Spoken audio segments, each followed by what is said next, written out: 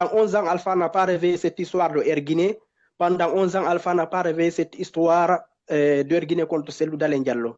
Si c'était vrai, Alpha n'allait pas faire du cadeau à Cellou par rapport à ça. Tout le monde connaît cette histoire. Maintenant, pour le cas de l'élection de 2010, Sekouba Konaté veut faire croire aux Guinéens que Cellou n'a pas gagné. Même un fou sait que Cellou a remporté cette élection. Et puis dès le premier tour, même au second tour, il a remporté.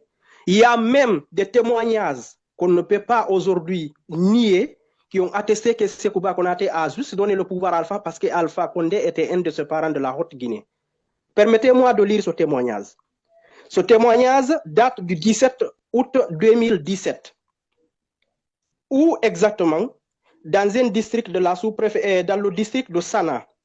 Sana, c'est un district qui relève de la sous-préfecture de Tinchuelen, situé à 32 km de la commune urbaine de Kankang, dont est originaire le général Sekouba Konaté. Ceux qui connaissent la Haute-Guinée peuvent reconnaître ce district. Et qui a fait ce témoignage? C'est Hadja Koundani Konaté. C'est l'une des tantes du général Sekouba Konaté, qui est, je crois bien, la jeune sœur à son père. Elle a dit ça en 2017, c'était le 17 août 2017. Elle a dit c'est grâce à la communauté de Sana et aux instructions de celle-ci que le général Sekouba Konaté a donné le pouvoir à Alpha Condé. Je continue. Elle dit les Sanaka, c'est-à-dire parlant des habitants de la localité de Sana, ont quitté ici et moi-même de Kankan nuitamment pour aller voir Sekouba Konaté à Conakry.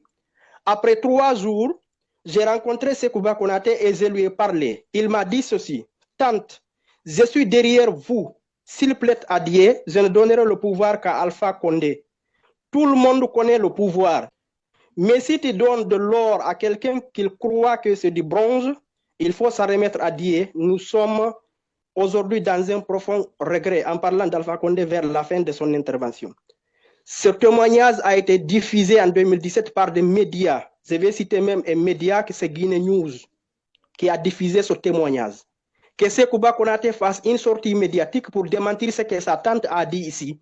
Parce qu'elle a tenu ses propos en malinké et ses propos ont été traduits en français à l'époque et les médias guinéens ont publié ce témoignage. Pourquoi Sekouba Konaté ne peut pas faire un témoignage alors pour dire que ce que sa tante a dit ici, c'était de contre-vérité, donc celle-là n'a pas gagné, ce n'est pas lui qui a donné le pouvoir à Alpha Condé.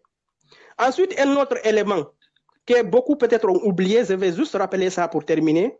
Entre le premier tour qui a eu lieu le 27 juin 2010 et le second tour de l'élection présidentielle, il y a eu 4 mois de distance. C'est du jamais vu dans l'histoire de l'humanité. En tout cas, dans le monde moderne, on n'a jamais enregistré un tel décalage. Pourquoi il y a eu cela?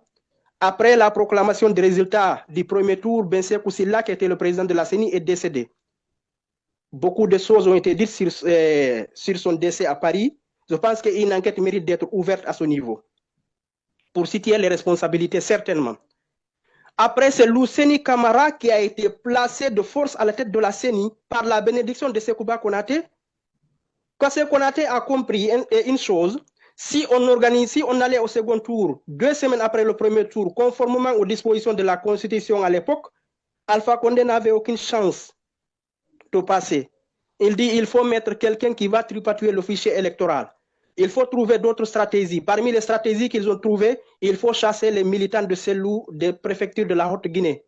Ils ont réussi à le faire à Sigiri et à Kouroussa. Quand ils n'ont pas réussi à le faire, ils ont déstabilisé l'électorat de l'UFDG Haute-Guinée parce que quand à Sigiri, par exemple, l'UFDG était arrivé 2e au premier tour. Après Alpha Condé, devant des candidats de la Haute-Guinée, comme Dr Ousmane Kaba, comme Lansana Kouyaté, les gens connaissent cette histoire. Et entre le premier tour et le second tour, l'électorat de Sigiri a augmenté alors qu'il n'y a pas eu de révision du fichier électoral. Vous pouvez regarder les chiffres qui ont été publiés à l'époque. Ils ont passé 4 mois et à l'occasion des manifestations pour le départ de Luceni Camara à la tête de la CENI, il y a eu sur l'axe. C'est la garde présidentielle de Konaté même qui était dirigée à l'époque par un certain Aboubakar Sidiki Camara qui se trouve être aujourd'hui le ministre de la Défense. Lui-même, il faisait des descentes musclées sur l'axe. Ils ont arrêté des jeunes publiquement. Il y a eu des jeunes qui ont été à l'époque entre le premier tour et le second tour parce qu'il y a eu des manifestations pour que Luceni Camara ne dirige pas le second tour.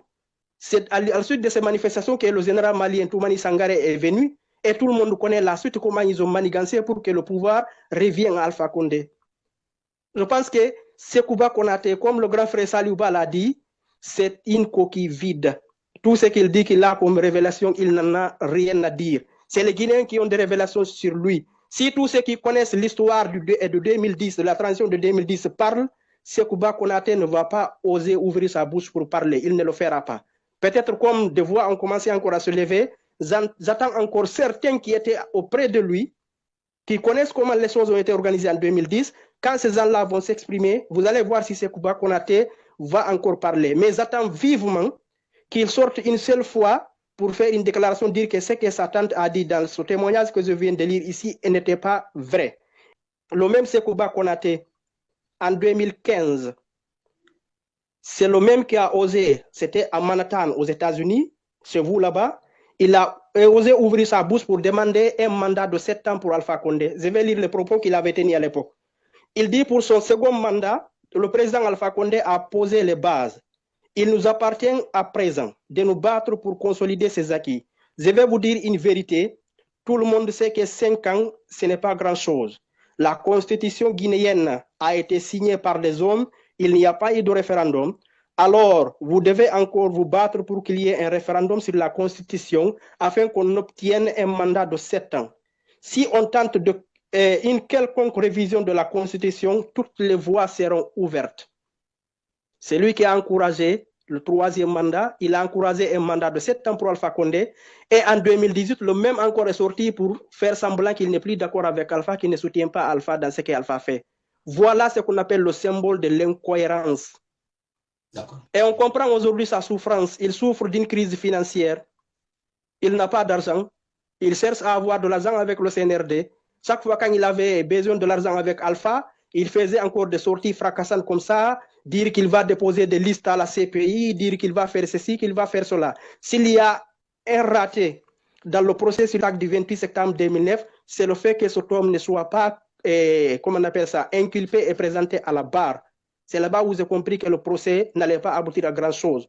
Sekouba Konaté doit être entendu. Un tribunal spécial doit être créé pour lui, en tant que ministre de la Défense à l'époque du 28 septembre et en tant que président de la transition. Il pense que les Guinéens ont oublié cela, mais qu'il colle un peu la paix, qu'il se contente de ce qu'il a fait jusqu'au jour où l'histoire va finir par le rattraper.